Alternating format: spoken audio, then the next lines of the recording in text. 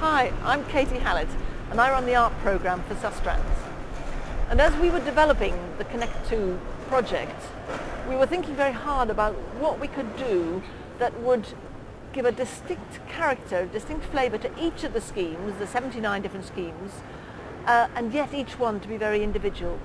And so we all thought of the idea of a portrait bench somewhere where 3 figures could be chosen by the community which would represent the community and that would be unique to that community, and yet each of the figures would be cut and developed in a similar style, and yet each would be completely separate.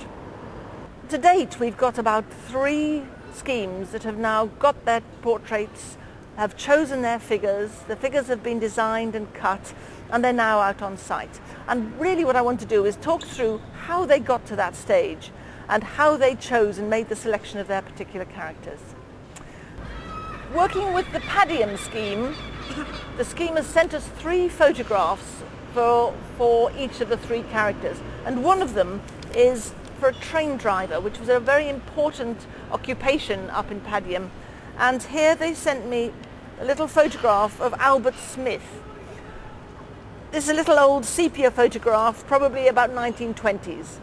And from that photograph, I've then enlarged it and given him a kind of body, jackets and legs. And from that, I've then made sketches from that photograph and then made the line drawing, which was then filled black and white. So you can see the portrait of Albert Smith just takes the essential features, essential parts, essential areas of the photograph, and yet still retain a likeness to the original character. In Cardiff, on the Pontyperin scheme, Lydia Harris was chosen as one of the 3 characters, and she was chosen because she had won a competition in her school. And her parents sent over the photograph. We then made digital reproductions of the photograph so we could see more clearly the detail and the light and shade to help us design the final image. And from that we made a line drawing and then did the black and white fill-in. And of course the black and white cutout is reducing the detail of the image, but still the essential character of the form can be recognised. Here's a maquette of Rob Brydon. And as you can see, it's visible from both sides. The background will be very important. And to get the best effect, you want to see it from different directions. So when selecting your site, choose somewhere which will give the most dramatic effect for the bench and make the most of the design. So to help each scheme with this whole process of selecting their figures and then the design process, finding out the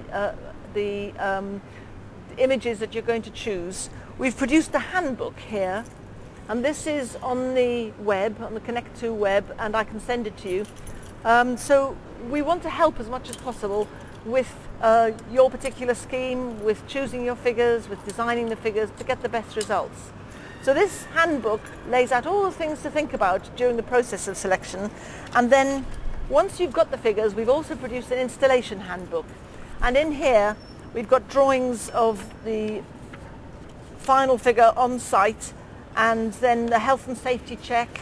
There'll be a plaque that recognises who is on the bench and who funded the bench and so on. So we're here to help you. If you've got any queries or anything you want to discuss, then please get in touch, and our details are on the website.